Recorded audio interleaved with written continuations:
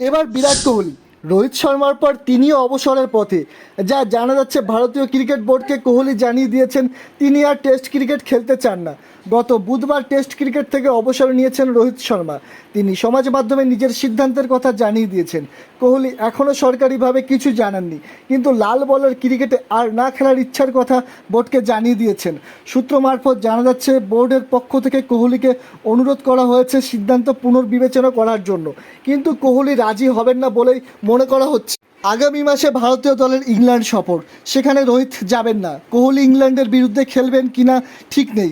যদি আর না খেলেন তাহলে রোহিতের মতো তিনিও বিদায় টেস্ট খেলার সুযোগ পাবেন না।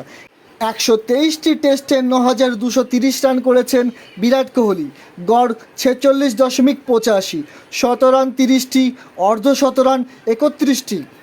জানা গিয়েছে, গত অস্ট্রেলিয়া সফরের পর থেকে টেস্ট থেকে সরে যাওয়ার কথা ভাবছেন বিরাট কোহলি। ওই সফরে প্রথম টেস্টে 17 রান করলেও বাকি সিরিজে ব্যর্থ হন তিনি। কিন্তু তিনি যতই খারাপ ফর্মে থাকুন, বোর্ড চাইছে ইংল্যান্ড সফরে তিনি যান। কারণ রোহিতের পর কোহলিকেও যদি কঠিন এই সফরে না পাওয়া যায়, তাহলে ভারতীয় ব্যাটিং অনেকটাই অনভিজ্ঞ হয়ে পড়বে। সেই কারণেই বোর্ডের পক্ষ থেকে কোহলিকে অনুরোধ করা হয়েছে এখন টেস্ট ক্রিকেট না ছাড়তে, কিন্তু কোহলির থেকে কোনো জবাব এখনও আসেনি।